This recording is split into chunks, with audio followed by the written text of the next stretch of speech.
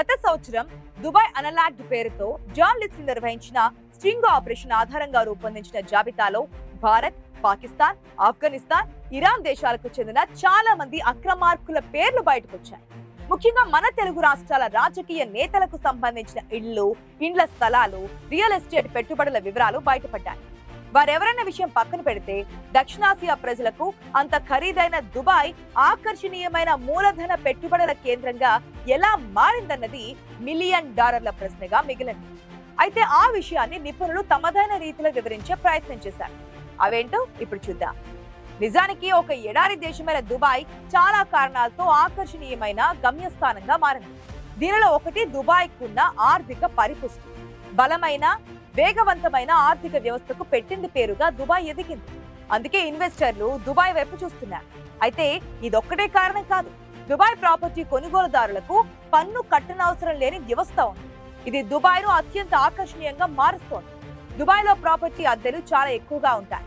మూలధన పెట్టుబడిదారులకు మంచి లాభాలను అందించడం మరొక కారణంగా చెప్పుకోవచ్చు. డబ్బులుండాలే కానీ ఎక్కడి నుంచి సంపాదించావని అడిగేవారే ఉండరు. అదీ కాకుండా ప్రస్తుతం దుబాయ్ ముఖ్యమైన వ్యాపార, పర్యాటక కేంద్రంగా కూడా మారిందన్నారు. అభివృద్ధితో పాటు ఇక్కడ ప్రాపర్టీలకు డిమాండ్, అద్దె విపరీతంగా పెరిగిపోతోంది. రియల్ ఎస్టేట్ లో వివిధ రకాల ప్రాపర్టీలు అందుబాటులో ఉంటున్నాయి. అపార్ట్మెంట్లు, విల్లాల నుంచి వాణిజ్య దుకాణాల వరకు వివిధ రకాల ప్రాపర్టీలు దక్షిణాసియా పెట్టుబడిదారులను ఆకర్షిస్తున్నాయి.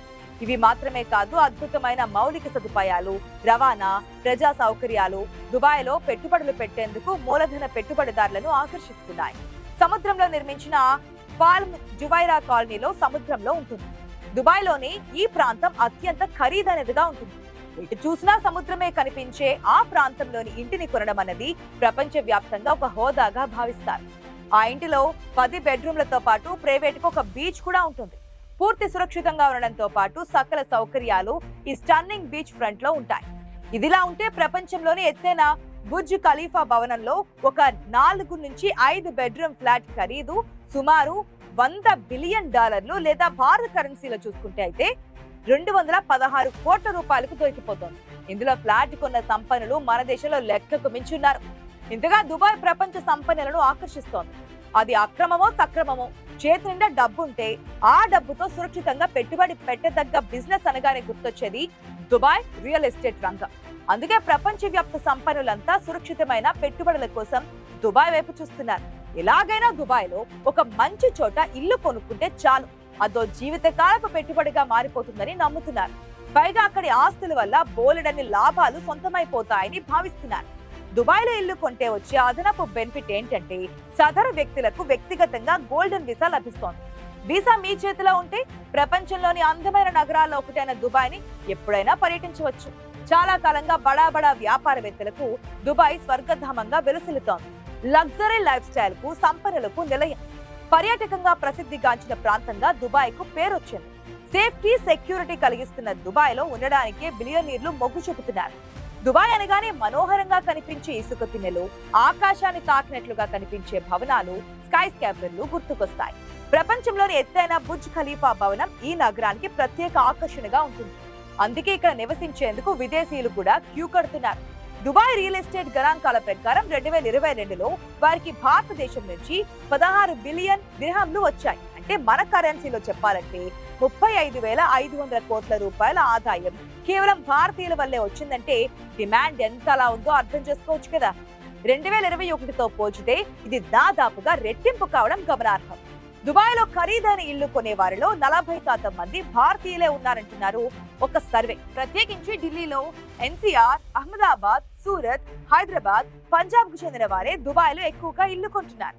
వీరితో పాటు యుఏఈలో నివసించే భారతీయులు, విదేశాల్లోని భారతీయులు కూడా దుబాయ్ లో ఇల్లు కొనేందుకు ఆసక్తి కనబరుస్తున్నారు. దుబాయ్ లో ప్రాపర్టీస్ కొనేందుకు వ్యాపారవేత్తలు ఆసక్తి కనపరచడానికి ప్రపంచంతో ఈ నగరానికి ఉన్న కనెక్టివిటీనే ప్రధాన కారణమని అక్కడి రియల్ ఎస్టేట్ వ్యాపారులు చెబుతున్నారు. భారతీయ సంపన్నులు దుబాయ్ లో నెలకు లక్షలు చెల్లించి దుబాయ్ లో ఇల్లు అద్దెకు కూడా తీసుకుంటున్నట్లు చెబుతున్నారు. కరోనా సమయంలో 30% క్షీణించిన రెంటల్ మార్కెట్ ఇప్పుడు మళ్లీ పుంజుకొని 2015-16 స్థాయికి చేరుకోవడం విశేషం. వ్యాపార సంస్థలకు దుబాయ్ లో అత్యంత అనువైన వాతావరణం ఉందని, హైదరాబాద్, లండన్ నుంచి ఈ నగరానికి సులభంగా ప్రయాణించొచ్చని ట్రావెల్ ఏజెంట్లు చెబుతున్నారు. దుబాయ్లో మంచి ఇల్లు కొనాలంటే దానిలో ఉండే సౌకర్యాలను బట్టి సుమారు 1.6 నుంచి 1.7 మిలియన్ల దిర్హంలు అవసరమవుతుంటాయి. అంటే మన కరెన్సీలో చెప్పాలంటే 4.6 కోట్ల రూపాయల నుంచి 5 కోట్ల రూపాయల వరకు ఖర్చు అవుతుందన్నమాట. ఒకవేళ మంచి అద్దెల్లు కావాలంటే నెలకు 3 నుంచి 3.5 లక్షలు చెల్లించిస్తున్నారు. ఇక్కడ రెంట్లు భారత్ లోని ముంబైతో పోల్చితే 4-5% మాత్రమే. అటు ఇటుగా ఉంటాయని స్థానిక రియల్టర్లు చెబుతున్నటువంటి మాట. ఎక్కువ మంది కార్మికులు, నైపుణ్యం గల నిపుణులు, పరిశోధకుల కోసం గోల్డెన్ వీసా ప్రోగ్రాంను విస్తరించడం కూడా దుబాయ్ రియల్ ఎస్టేట్ కు ప్రోత్సాహకాన్ని ఇస్తుందని విశ్లేషకులు చెబుతున్నారు. ఈ దీర్ఘకాల వీసా వల్ల విదేశీయులు యుఏఈలో నివసిస్తూ పని చేసుకోవచ్చు లేదా చదువుకోవచ్చు. అదే కాకుండా వీరికి కొన్ని అదనపు బెనిఫిట్స్ కూడా ఇస్తుంది ప్రభుత్వం. విదేశీయుల నుంచి డిమాండ్ బాగా ఉండడంతో దుబాయ్లో అపార్ట్మెంట్లు, విల్లా ప్రాజెక్టులకు డిమాండ్ పెరుగుతోందని అక్కడి రియాల్టర్లు వివరించారు. దుబాయ్లోని భారతీయ పాఠ్యాంశాలతో కూడిన స్కూళ్లు ప్రపంచ వ్యాప్తంగా అత్యుత్తమమైనవిగా చెబుతున్నారు. తమ పిల్లలు ఇక్కడ చదువు విషయంలో చాలా సంతోషంగా ఉన్నారని దుబాయ్లో స్థిరపడ్డ వ్యాపారవేత్తలు చెబుతున్నారు. ఈ నగరం ప్రపంచంలోనే అత్యంత సురక్షితమైనదిగా, క్యాబ్ లో బ్యాగ్ ని మర్చిపోయినా డ్రైవర్ మిమ్మల్ని ట్రాక్ చేసి మరీ దాన్ని ఇంటికి చేరుస్తారు. కొత్తగా దుబాయ్కి వచ్చేవారు ఆధునిక నగరాన్ని చూసి చాలా ఆకర్షితులవుతారు. ఇప్పుడు ఇంత అందమైన నగరంగా ఎదిగిన దుబాయ్ చరిత్రను పరిశీలిస్తే ఆసక్తికరమైన విషయాలు వెలుగు చూస్తాయి. నిజానికి దుబాయ్ను మొదట వెనీస్ కు చెందిన యాస్పోరో బాల్బీ అనే ముత్యాల వ్యాపారి కనుగొన్నారని చెబుతున్నారు. 1580లో ఆయన ఈ ప్రాంతాన్ని సందర్శించారట. చూసి చూడగానే ఆయన మొదట దీనిని దుబాయ్ అని ప్రస్తావించారట. దుబాయ్ 18వ శతాబ్దంలో ఒక మత్స్యకార గ్రామంగా ఉండేది.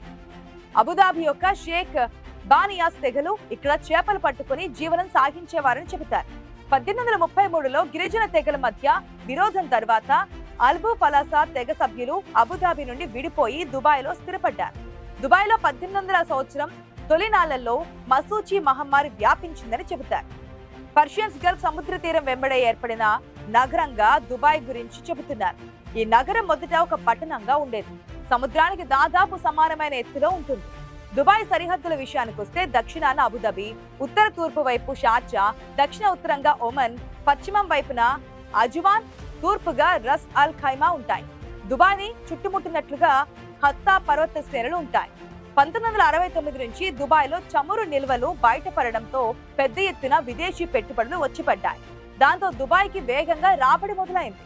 అబుదాబి, షార్జా, అలైన్, రాస్ అల్ ఖైమా, ఫుజైరా, ఉమ్జ్ అల్ క్వైన్ ప్రాంతాలన్నింటినీ కలిపి దుబాయ్ గా పిలుస్తారు. యునైటెడ్ అరబ్ ఎమిరేట్స్ లో 7 ఎమిరేట్స్లలో దుబాయ్ కూడా ఒకటి. దుబాయ్ సిటీగా పిలిచే ప్రాంతం ఆ దేశంలోని ప్రధాన అభివృద్ధి కలిగిన పట్టణంగా ఉండేది. డిసెంబర్ 2, 1971న అబుదాబి సహా మిగిలిన 5 ఎమిరేట్స్ దుబాయ్ తో కలిసి యునైటెడ్ ఎమిరేట్స్ యుఏఈ అనే సమూహ దేశంగా ఏర్పడ్డాయి. ప్రస్తుతం దుబాయ్ కాన్ఫరెన్స్ టూరిజం ను బాగా అభివృద్ధి పరుస్తోంది. చూసారుగా, ఇది ఇవాల్టి ఇండెప్త్. మరిన్ని అంశాలతో మరొక ఇండెప్త్ లో మళ్ళీ కలుసుకుందాం. Thank you for watching. Keep watching I news. మీతోని మీ వెంటే.